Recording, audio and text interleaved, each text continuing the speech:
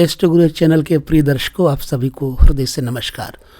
प्रिय दर्शकों, इससे पहले आपने 1 से लेकर 9 घरों में मंगल का क्या प्रभाव होता है जाना। अब आपको इस कुंडली में हम 10वें स्थान पर मंगल होने का क्या असर होता है बताएंगे। अगर आप कुंडली देखना जानते हैं तो भी देखिए, अपने विचार हमें दीजिए, और अगर आप नहीं जानते हैं तो सीखिए। ये कुंडली, ये वीडियो, ये जानकारी सिर्फ और सिर्फ आपके लिए है, यानी कि सिर्फ एस्ट्रोलॉजी प्रेमियों के लिए है।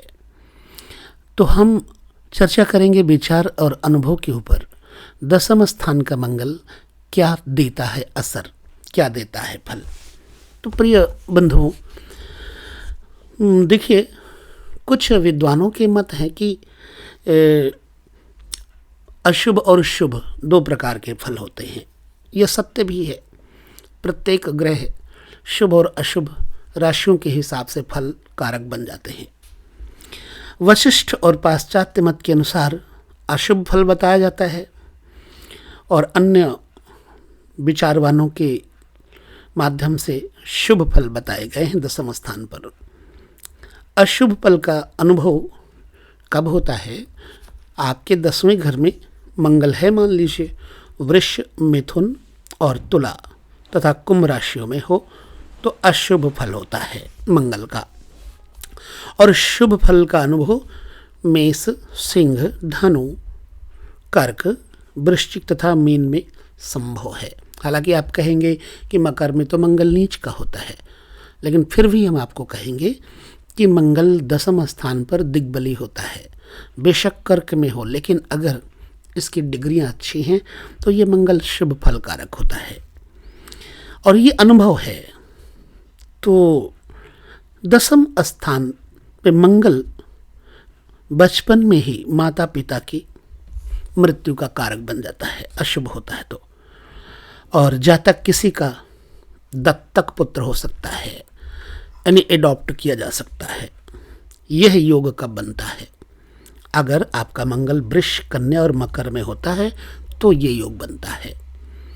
यानी कि मकर में मंगल उच्च के हैं, लेकिन मात्र पितृहंता योग बन जाता है। पुत्र मृत्यु होती है, समाज में कीर्ति नहीं प्राप्त होती। कन्या और मकर में और वृष में हो तो नवमेश और दशमेश के साथ ये मंगल राजयोग बना देता है। गुरु के साथ हो तो गजांत संपत्ति होती है। गजांत संपत्ति का योग कर्क, सिंह और मीन लग्न हो और 10वें में गुरु मंगल हो तो होता है। लग्न में स्त्री राशि हो तो स्वयं स्वपुरुषार्थ से भारी कष्ट के बाद उन्नति होती है।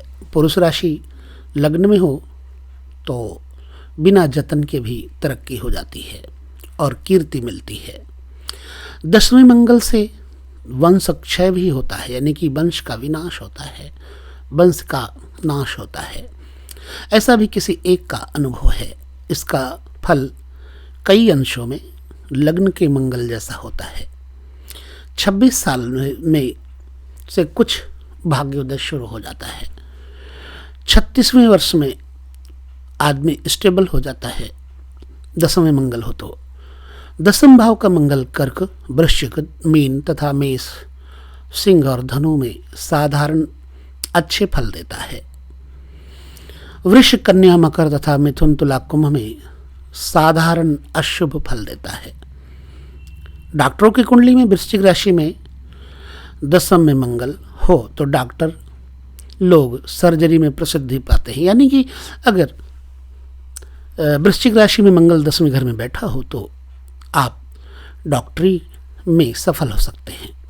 फौजदारी, सर्जरी और मुकदमे में ऐसे व्यक्ति को यश मिलता है। नौकरी में बड़े अफसरों से झगड़े होते रहते हैं। एक दार्शनिक है, एस्ट्रोलॉजर है, और उन्होंने लिखा है 10वें और 5वें में मंगल हो तो मामा का तत्काल नाश होता है। सूर्य हो तो पुत्र का और चंद्रमा हो तो माता का नाश होता है। तो कहने का तात्पर्य है कि दसम स्थान पे मंगल का ये असर होते हैं। और आपकी कुंडली में 10वें घर में किस राशि में मंगल बैठा है, आप अपनी कुंडली अवश्य देखिए। अब हम चलते हैं 11वें घर में मंगल के बारे में, जानते हैं कि 11वें घर में मंगल का असर क्या होता है। अच्छा, तो अब 11वें स्थान का मंगल क्या असर करता है, जीवन में क्या प्रभाव डालता है। सबसे पहले तो हमें ये जानना है कि 11वां घर है क्या। 11वां घर जो होता है ये बड़े भाई का घर होता है और आमदनी का घर होता है। और 11वें घर से अगर कोई दृष्टि से ग्रह दिखता है तो पंचम स्थान को खास तौर से देखता है। यदि बृहस्पति यहाँ बैठा है तो इसकी दृष्टि नवम दृष्टि से पत्नी के भाव को भी देखता है, ठीक है। और मंगल देखता है तो शत्रु भाव को देखता है। 11वें घर में यदि मंगल बैठा है आपका तो एक तो शत्रु के घर को देखेगा ही देखेगा, दूसरा ये धन स्थान को देखता है।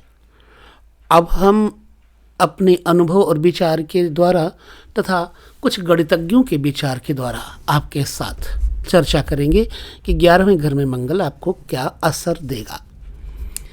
तो कुछ ज्योतिषी जैसे गर्गाचार्य जी हैं, जीवनाथ महाराज हैं, भट्ट नारायण जी ने यही कहा है कि फल जो अच्छे वाले बुरे वाले हैं पुरुष राशियों के और स्त्री राशियों के भिन्न भिन्न हैं, ठीक है। अगर 11वें घर में मंगल पुरुष राशि में हो, मेष सिंह धनु मिथुन तुला और कुंभ ये पुरुष राशियां हैं, तो मेष सिंह धनु मिथुन तुला और कुंभ राशि में अगर मंगल है तो ऐसे घर में ऐसे जातक को पुत्र नहीं होते, और अगर हुए तो जिंदा नहीं रहते, या फिर गर्भपात हो जाता है अगर 11वें घर में मंगल हो इन राशियों में। तो एक बार फिर सुन लो, मेष सिंह धनु मिथुन तुला और कुंभ में यदि मंगल हुए 11वें घर में तो पुत्र नहीं होता, या फिर बड़े होकर के माँ बाप से झगड़ते रहते हैं अगर बेटे हुए तो। 11वें घर का मंगल बच्चों से सुख नहीं लेने देता। अगर मंगल स्त्री राशि में हो तो 3 पुत्र होते हैं। 11वें घर में स्त्री राशि में हो मंगल तो 3 पुत्र होते हैं। स्त्री राशि कौन सी है? वृक्ष राशि स्त्री है, कर्क राशि स्त्री है, कन्या राशि स्त्री है, वृश्चिक राशि स्त्री है, मकर राशि स्त्री है, मीन राशि स्त्री है। स्त्री राशियां हैं ये। तो अगर स्त्री राशि में है आपका मंगल 11वें घर में तो 3 पुत्र होते हैं, यश की प्राप्ति होती है। इस मंगल के ऑफिसर यदि रिश्वत ले तो पकड़े जरूर जाएंगे। अच्छा, इस स्थान में यानी 11वें घर में स्त्री राशि के मंगल से धन का लाभ, द्रव्य का लाभ और अधिकार प्राप्ति के लिए जतन करने की प्रवृत्ति होती है। चाहे जतन कैसा ही क्यों ना हो, चाहे अपनी पत्नी का शील तक भी बेचना पड़े, अधिकार प्राप्ति और धन प्राप्ति के लिए ऐसे लोग कुछ भी कर सकते हैं यदि स्त्री राशि का मंगल है तो। डॉक्टरों के लिए ये योग अच्छा है। सर्जरी में और स्त्री रोग विशेषज्ञता में ये 11वें घर का मंगल जिनका है वो यशस्वी भी होते हैं। वकीलों के लिए लाभ भाव का मंगल बहुत ही लाभदायक सिद्ध होता है।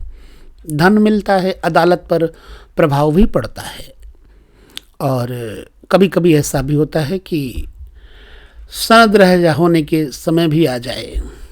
कभी कभी ऐसा होता है कि सनद रद्द होने का समय भी आ जाए।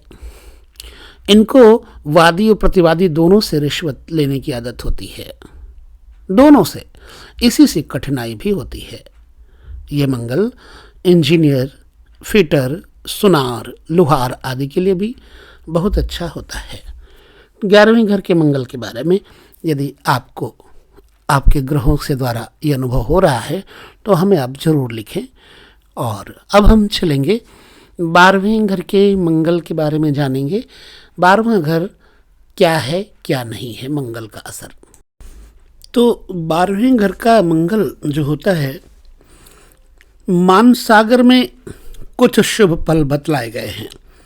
बाकी जितने भी ग्रंथकार हैं, जितने भी ज्योतिषी हैं, उन्होंने अशुभ फल बताए हैं। अच्छा, ये फल मिश्रित रूप से सभी राशियों में अनुभूत होंगे।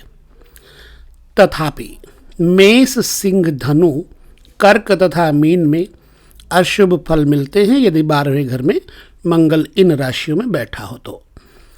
मिथुन, तुला, कुंभ में अशुभ फल कुछ कम मिलते हैं मंगल अगर इन राशियों में है। अच्छा, मंगल अगर वृश्चिक और मकर में है तो बहुत ज़्यादा अशुभ फल मिलते हैं। भृगु सूत्र में कहा गया है कि 28वें वर्ष में माँ की मृत्यु हो जाती है और भाई को कष्ट हो जाता है। इसका अनुभव संभव है।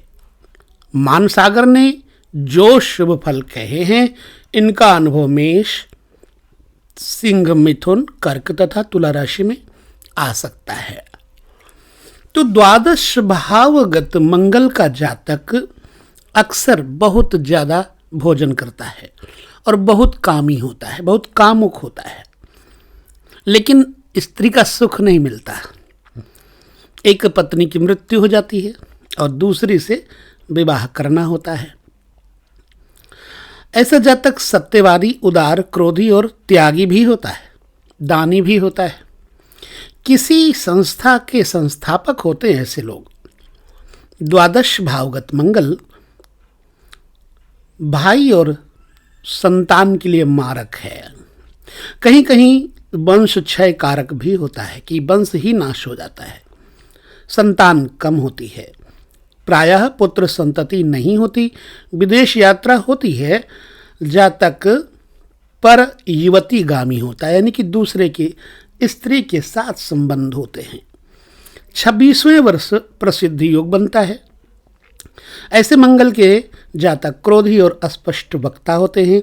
गिर पड़ना, विष बाधा होना, अपघात होना और सिर दर्द, खून का बिगड़ जाना, गुप्त रोग, बुढ़ापे में अपच आदि विकार पैदा हो जाते हैं। इस योग में धन इकट्ठा नहीं हो पाता। कभी कोई पैसा उठा ले जाता है तो कभी कोई उधार ले जाता है अथवा रुपया कहीं गुम हो जाता है। इस तरह इस मंगल के फल अशुभ ही हैं। तो 12 घरों तक मैंने मंगल के बारे में आपको बताया। 10 से 12 घरों तक मंगल के इस वीडियो को आप ज़रूर देखिएगा और कैसा लगता है मुझे अपने अनुभव ज़रूर बताइएगा। अगर आपको लगता है कि यह फल आपके जीवन में हो रहा है तो हमें अपनी बात बताएं ताकि हम आपके साथ कोई सहयोग कर सकें। तो बस इस वीडियो में इतना ही, लेते हैं विदा। अगले वीडियो यानी बुध के 12 घरों में रहने का क्या फल होता है उसके साथ आपको मिलेंगे। तब तक के लिए आपसे लेते हैं विदा। आपको नमस्कार।